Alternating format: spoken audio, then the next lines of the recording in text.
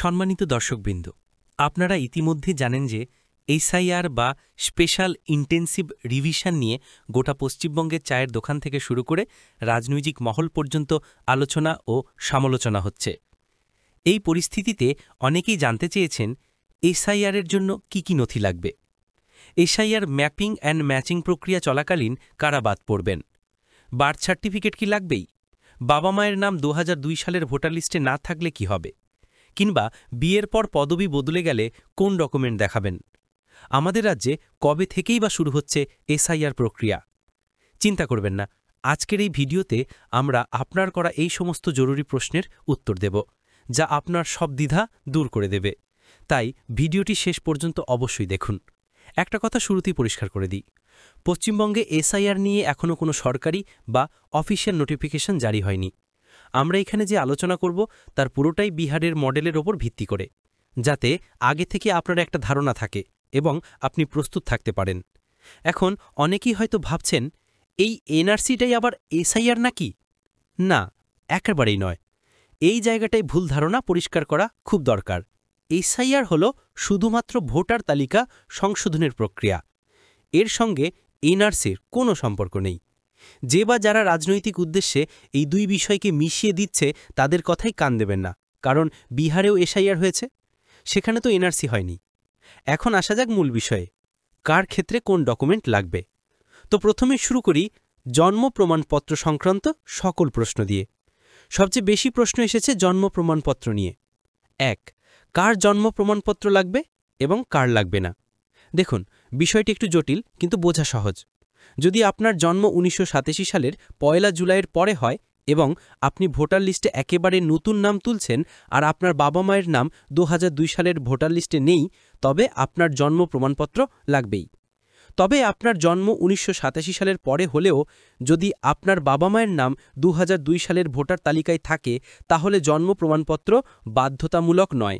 সেক্ষেত্রে শুধু প্রমাণ করতে হবে যে ওনারাই আপনার বাবা মা। এর জন্য বাবা মায়ের নাম আছে এমন যে কোনো একটি সরকারি ডকুমেন্ট দেখালেই হবে। এখন যাদের জন্ম ১৯৮৭ সালের ১ জুলাইয়ের আগে কিন্তু ২০০২ সালের লিস্টে নাম নেই, তাদের জন্য জন্ম প্রমাণপত্র বাধ্যতামূলক নয়। স্কুল সার্টিফিকেট বা কমিশন উল্লেখিত অন্য বৈধ প্রমাণপত্র দিলেই হবে। আর যাদের জন্ম ২০০৪ সালের পরে এবং বাবা মায়ের নাম ২০০২ সালের লিস্টে নেই, তাদের নিজের জন্য জন্ম প্রমাণপত্র এবং বাবা মায়ের নাগরিকত্বের প্রমাণপত্র দুটোই জমা দিতে হবে। এখন সকলের মনে একটি প্রশ্ন আসতে পারে, এখানে জন্ম প্রমাণপত্র বলতে শুধু কি জন্ম নিবন্ধন বা বার্থ সার্টিফিকেটের কথা বলা হয়েছে? মোটেই না। এখানে শুধু বার্থ সার্টিফিকেটের কথা বলা হয়নি। এখানে কমিশন উল্লেখিত ডকুমেন্টগুলির মধ্যে যেগুলিতে জন্ম তারিখ লেখা রয়েছে, সেগুলো দিয়েই আপনি আপনার জন্ম তারিখ প্রমাণ করতে পারবেন। অর্থাৎ আপনি আপনার জন্ম তারিখ প্রমাণের জন্য বার্থ সার্টিফিকেট, পাসপোর্ট, মাধ্যমিক সার্টিফিকেট, কাস্ট বা জাতি শংসাপত্রও দিতে পারবেন। এবার আসি বিশেষ পরিস্থিতিতে কি কি ডকুমেন্ট দেওয়া যেতে পারে। ২. পাসপোর্ট কি একটি বৈধ ডকুমেন্ট হিসাবে গ্রাহ্য হবে? হ্যাঁ, পাসপোর্ট একটি অত্যন্ত গুরুত্বপূর্ণ ডকুমেন্ট। যেহেতু পাসপোর্ট ভারত সরকারের স্বরাষ্ট্র দপ্তর থেকে ইস্যু করা হয়, তাই এটি নাগরিকত্বের একটি বড় প্রমাণ। আপনার পাসপোর্ট যদি পুরনো বা ল্যাপস হয়ে গিয়েও থাকে, তাহলে সেটা বৈধ ডকুমেন্ট হিসেবে কাজ করবে। ৩. ২০০২ সালের ভোটার লিস্টে নামের বনান বা পদবি ভুল ছিল, পরে সংশোধন করা হয়েছে। কোনো সমস্যা হবে? একেবারেই কোনো সমস্যা নেই। আপনি যে ডকুমেন্টটি দেখিয়ে ভুল সংশোধন করিয়েছেন, সেই ডকুমেন্টটি প্রমাণ হিসাবে দেখাবেন। এতেই প্রমাণিত হবে যে ২০০২ সালের লিস্টে থাকা ব্যক্তিটি আপনিই। ৪. বাবা মা ২০০২ সালের আগেই মারা গেছেন, তাই লিস্টে নাম নেই। এখন করণীয় কি? এক্ষেত্রে আপনার বাবা মায়ের ডেথ সার্টিফিকেট এবং তারা যে আগে ভোট দিয়েছেন তার কোনো পুরনো প্রমাণপত্র দেখালেই হবে। ৫. জমির দলিল কত সালের দেখাতে হবে? দেখুন, দলিলের ক্ষেত্রে নির্দিষ্ট কোনো কাট অফ ইয়ারের কথা এখনও জানা যায়নি, তাই এই বিষয়ে ভুল তথ্য আমি দিতে চাই না। তবে পুরনো দলিল একটি বৈধ প্রমাণপত্র হিসেবে গ্রাহ্য হবে। ৬. দাদুর নামে ১৯৫৪ সালের দলিল আছে কিন্তু বাবা মায়ের নাম ২০০২ এর লিস্টে নেই, কি হবে? এক্ষেত্রে আপনাকে একটি বংশ প্রমাণপত্র তৈরি করতে হবে। বিডিও অফিস থেকে এই সার্টিফিকেট পাওয়া যায়, যা প্রমাণ করবে যে দাদুর সূত্রেই আপনি আপনার বাবার সন্তান। এই সার্টিফিকেট দলিলের সাথে জমা দিলে আপনার কাজ হয়ে যাবে। ৭. ১৯৭১ সালে ভারতে প্রবেশের স্লিপ আছে, এটা কি গ্রাহ্য হবে? হ্যাঁ, অবশ্যই হবে। ভারতের আইন অনুযায়ী ১৯৭১ সালের নির্দিষ্ট কাট অফ ডেটের আগে যারা ভারতের প্রবেশ করেছেন তারা আইনগত ভারতের নাগরিক। তাই এই স্লিপ একটি বৈধ প্রমাণ। ৮ মহিলাদের ক্ষেত্রে বিয়ের পর পদবি বদলে গেছে, এর জন্য কি ডকুমেন্ট লাগবে?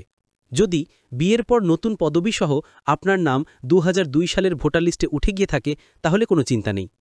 তবে যদি আপনার বিয়ে ২০০২ সালের পরে হয়ে থাকে এবং শ্বশুরবাড়িতে প্রথমবারের মতো নাম উঠছে, তাহলে আপনাকে আপনার বাবা মায়ের ২০০২ সালের ভোটার লিস্টের পাতার জেরক্স এবং আপনার ম্যারেজ রেজিস্ট্রেশন সার্টিফিকেট জমা দিতে হবে।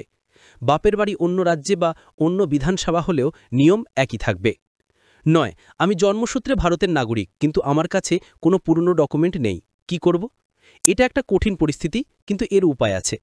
আপনার বর্তমানে যা যা ডকুমেন্ট আছে, যেমন আধার কার্ড, সেইগুলো দিয়েই ফর্ম জমা দিন। এরপর আপনাকে হিয়ারিংয়ের জন্য ডাকা হতে পারে। সেখানে আপনি আপনার পরিস্থিতি ব্যাখ্যা করবেন। প্রমাণ হিসাবে আপনার এলাকার পুরনো বাসিন্দাদের সাক্ষী হিসাবে নিয়ে যেতে পারেন, অথবা কোনো পুরনো ভাড়ার রসিদ, পঞ্চায়েতের কাগজ বা যে কোনো সরকারি চিঠি যা আপনার বা আপনার বাবা মায়ের নামে ছিল তা দেখাতে পারেন। ভারতের নাগরিক হয়ে থাকলে তার কাছে কোনো না কোনো প্রমাণ থাকবেই। ১০ ২০০২ সালের ভোটার তালিকায় এপিক নম্বর নেই, কোনো সমস্যা হবে? এর জন্য কোনো সমস্যা হবে না। ইলেকশন কমিশনের ডেটাবেসে ভোটারের পুরনো এবং নতুন দুটি নম্বরই রয়েছে। এসআইআর প্রক্রিয়ায় নথি সংক্রান্ত আপনার মনে কোনো সংশয় থেকে থাকলে আপনি কমেন্ট করে জানান, আর চাইলে আপনি এই ভিডিওটা দেখে নিতে পারেন। এসআইআর ম্যাপিং অ্যান্ড ম্যাচিং প্রক্রিয়া চলাকালীন কারা বাদ পড়বেন? মৃত ভোটার, যাদের বাসস্থান পরিবর্তন হয়েছে এবং যাদের নাম ২ জায়গায় রয়েছে, তাদের নাম যাচাই করে বাদ দেওয়া হবে। তবে এখানে একটা কথা মনে রাখবেন যে এই ম্যাপিং প্রক্রিয়ায় নাম বাদ গেলেই যে আপনি অবৈধ ভোটার হয়ে যাবেন তেমনটা কিন্তু মোটেও না। কারণ ইলেকশন কমিশন যে ম্যাপিং করছে তা আসলে একটা রেকর্ড যাচাইয়ের কাজ। মানে ২০০২ সালে কার নাম ছিল, তাদের বা তাদের পরিবারের কোনো ব্যক্তির নাম এখনকার ২০২৫-এর ভোটার লিস্টে আছে কিনা, শুধু এইটুকুই দেখা হচ্ছে। এই ম্যাপিং প্রক্রিয়ায় যাদের নাম বাদ যাবে তারা এসআইআর প্রক্রিয়া শুরু হলে নির্দিষ্ট ডকুমেন্ট দিয়ে ইনিউমেরেশন ফর্ম জমা দিবেন। আর যাদের নাম ম্যাপিং প্রক্রিয়া লিস্টে থাকবে তাদের তেমন কোনো ডকুমেন্ট জমা দিতে হবে না। তাদের শুধু প্রমাণ করতে হবে লিস্টে থাকা ব্যক্তিটি আপনিই। তো এখন বলি, পশ্চিমবঙ্গে কবে থেকে শুরু হচ্ছে এসআইআর প্রক্রিয়া? আপনারা জানেন যে পশ্চিমবঙ্গে ইতিমধ্যে ভোটার ম্যাপিং এবং ম্যাচিং প্রক্রিয়ার কাজ চলছে। পশ্চিমবঙ্গের ম্যাপিং এখনও পুরোপুরি সম্পন্ন হয়নি। ২০০২ সালের ভোটার লিস্টের সঙ্গে ২০২৫ সালের ভোটার লিস্টের মিল খোঁজার কাজ এখনও চলছে। রাজ্যের অনেক জায়গায় বিএলওরা এখনও সমস্ত ভোটারের নাম ম্যাপিং করে উঠতে পারেননি। তার মাঝেই নির্বাচন কমিশনের নোটিফিকেশন একের পর এক বেরোচ্ছে, তাই তড়িঘড়ি করে এই ম্যাপিং শেষ করতে বলা হয়েছে। এখন ধরুন কালীপুজো আর ভাইফোঁটা শেষে যখন অফিস খুলবে তখন হাতে কয়দিনই বা থাকবে? যদি ১ নভেম্বর থেকে এসআইআর শুরু হয় তাহলে সব জেলার কাজ শেষ প্র্যাকটিক্যালি সম্ভব নয় বললেই চলে। তাই আজ থেকে আমাদেরকে প্রস্তুতি নিতে হবে এবং যার ক্ষেত্রে যে ডকুমেন্ট প্রযোজ্য হবে সেগুলি প্রস্তুত রাখতে হবে। আশা করি আজকের এই ভিডিওটি আপনাদের অনেক দ্বিধা দূর করতে পেরেছে। মনে রাখবেন, আতঙ্কিত হবেন না, সঠিক তথ্য জানুন এবং প্রস্তুতি নিন। যদি এই ভিডিওটি আপনার একটু উপকারে এসে থাকে তাহলে আপনার পরিচিতদের সাথে অবশ্যই শেয়ার করুন। আপনার একটি শেয়ার হয়তো অন্য কারোর অনেক বড় চিন্তা দূর করতে পারে। এসআইআর সংক্রান্ত যে কোনো অফিসিয়াল আপডেট এবং এই ধরনের জরুরি তথ্য সবার আগে পাওয়ার জন্য আমাদের চ্যানেলটি এখনই সাবস্ক্রাইব করে বেল আইকনটা প্রেস করে দিন। আপনার আর কোনো প্রশ্ন থাকলে নিচে কমেন্ট করে জানান, আমরা উত্তর দেওয়ার চেষ্টা করব। সবাই ভালো থাকবেন, ধন্যবাদ।